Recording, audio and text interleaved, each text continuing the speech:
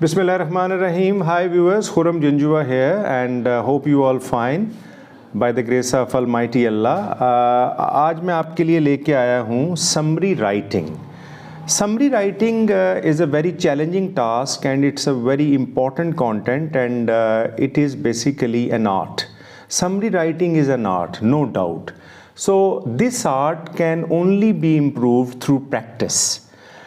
आज मैं आपके साथ शेयर करूंगा कि कुछ ऐसी टेक्निक्स हैं जिनको अगर आप यूटिलाइज़ करेंगे तो आप एक बहुत अच्छी समरी लिख सकेंगे। और समरी राइटिंग का लिखना जो है ये ओ लेवल के स्टूडेंट्स के लिए भी बड़ा इम्पॉर्टेंट है।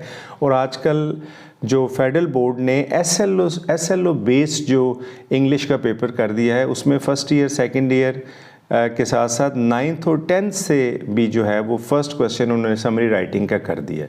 अब समरी राइटिंग को कैसे टेकअप करना है, कौन सी टेक्निक उसमें ज़रूरी है, इसके लिए मैं आपके लिए लेके आया हूँ बहुत से important points.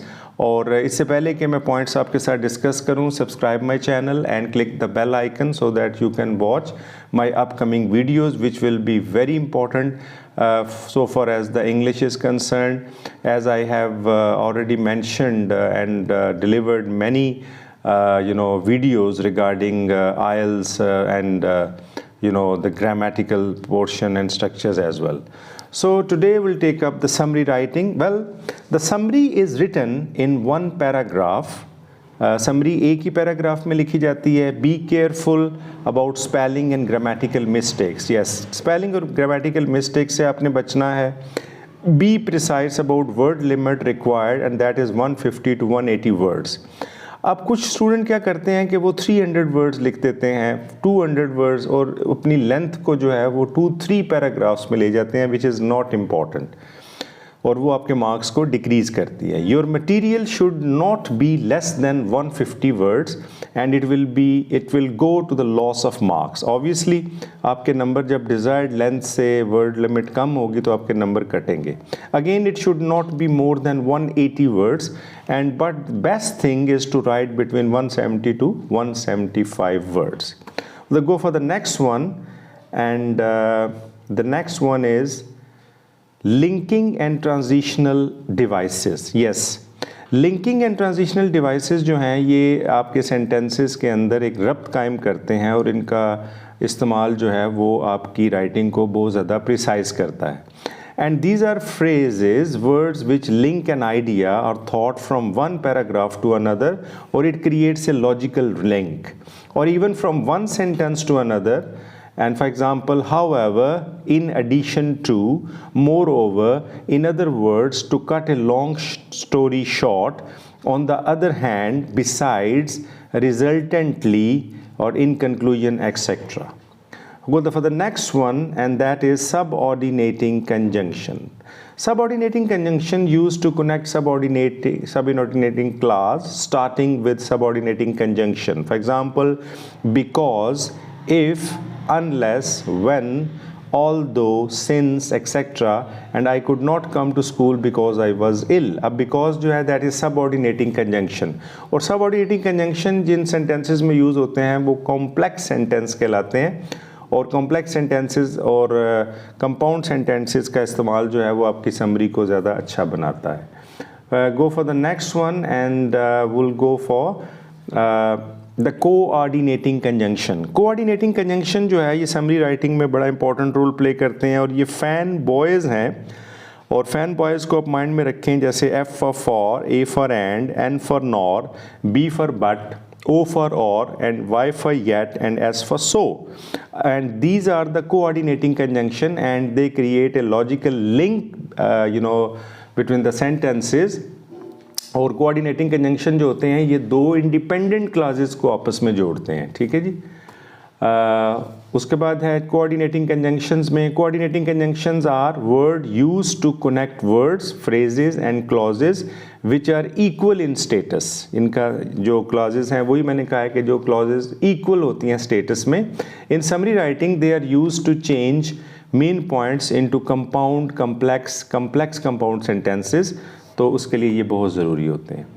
Okay, language structure की बात करते हैं। Different types of sentences should be used in the summary. For example simple sentences, compound sentences, complex sentences and complex compound sentences. और डियर व्यूअर्स, मैं ऑलरेडी कंपाउंड कॉम्प्लेक्स सेंटेंसेस के ऊपर video बना चुका हूँ। आपको प्लेलिस्ट, ग्रामर की playlist से ये मेरी वीडियो मिल जाएगी और इसका लिंक डिस्क्रिप्शन में मौजूद है। तो आप अगर काइंड ऑफ सेंटेंसेस को देखना चाहते हैं इन डिटेल तो आप ये मेरी वीडियो देख सकते हैं। Go for the next one and that is own word. और summary should be written in own word. What do we mean by using own words? अक्सर जब आप समरी लिखी जाती है तो आपको ये बाकायदा इंस्ट्रक्शन दी जाती है कि right in your own words. Own words mean replacing the key words, for example, taken from the passage with their synonyms. For example, marks show how many keywords are there in that specific part of the passage. तो keywords से आपने उसको utilize करना है।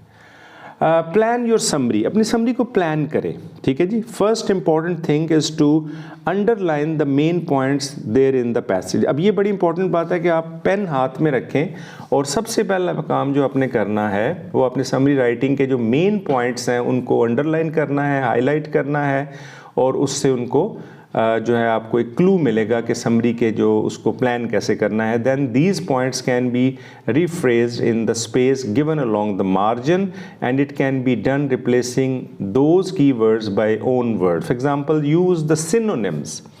अच्छा, synonyms के वाले से मैं बात करूं कि आपको सिनोनिम्स वर्ड्स जो है ना उनके सिनोनिम्स मस्ट आने चाहिए और आपने वर्ड्स के ग्रुप्स जो हैं उनको तैयार करना है और उसके लिए आपको चाहिए कि आप जो भी इम्पोर्टेंट वर्ड्स हैं उनके सिनोनिम्स आपको एटलीस्ट 5 से 6 आने चाहिए, ठीक है जी। तो इस हवाले से मेरी एक सीरीज़ है वर्ड ऑफ द डे, वो भी आपको लिंक डिस्क्रिप्शन से मिलेगा। उस पर भी मैंने हर एक वर्ड्स के सिनोनिम्स और एंटोनिम्स को टेकअप किया हुआ है, तो you can get knowledge from there. Plan your summary after picking up main points, rephrase them, उनको दोबारा अपने मेन पॉइंट्स को दोबारा रिफ्रेज करना है। Mark a rough draft by arranging your main points, एक रफ ड्राफ्ट बना लें, उसमें अपने मेन पॉइंट्स को अरेंज करें। If it is about advantages and disadvantages it will be good, and if you write down advantages first और check your draft for spelling and grammatical mistakes. ये बड़ी important बात है। अक्सर लोग क्या करते हैं, वो लिख तो लेते हैं समरी लेकिन उसको वो रिव्यू नहीं करते। जब तक हम रिव्यू नहीं करेंगे हम कभी भी समरी को अच्छे तरीके से नहीं लिख सकेंगे। उसमें जब आप रिव्यू करते हैं तो आपको बहुत सारे पॉइंट्स जो हैं वो मिलते हैं जिससे आप उसको टेकअप कर सकते हैं। Then make a final draft keeping in mind the word limit, ठीक है जी। Question of summary writing. Now use your own form one and to write a summary. Use your own words as far as possible. You will be awarded marks for producing a piece of writing which is relevant, well organized and easy to follow. Your summary must be in continuous writing, not note form. And you are advised to write between 150 to 180 words including the 10 words given below. Okay जी, go for the next one. And main point should be composed of only relevant material. जो भी relevant material आपको summary में मिलता है उसी के आपने मेन पॉइंट्स को टेकअप करना है। For example, examples should be left out, examples को आपने छोड़ देना है। Quote should be included and references are also not needed in the main points and unnecessary detail should be avoided unless they are demanded, ठीक है जी। तो you have to be precise and concise, ठीक है जी। आपका logical coherence होना चाहिए और एक समरी के अंदर आपने पूरे उस पैसेज को टेकअप करना होता है जी।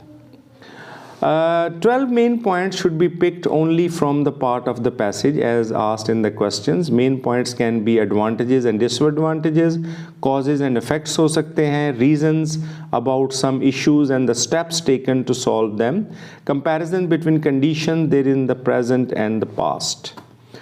तो before writing down the summary first of all question should be red and understood properly. ये बड़ी इंपॉर्टेंट बात है कि आप जब भी समरी लिखने जा रहे हैं तो उसके लिए आपने पहले समरी को अच्छे तरीके से समझना है, पैसेज को पढ़ना है और प्रॉपरली अंडरस्टैंड करना है और मेन पॉइंट्स जो है उसको फाइंड आउट करें।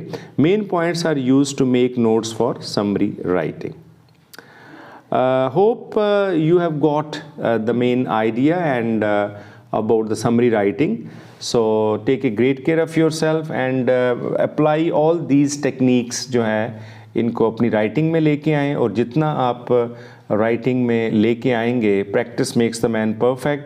So hopefully if you apply all these points and main structures which I have shared for you, you will be writing the summary.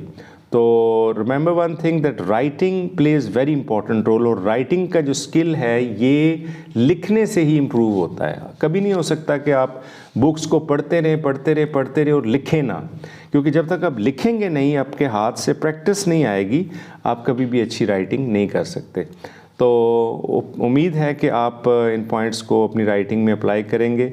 अपना बहुत ख्याल रखिएगा. वीडियो पसंद आए तो इसको सब्सक्राइब कर दीजिएगा, चैनल को शेयर कर दीजिएगा. Take a great care of your self. अल्लाह हाफिज़.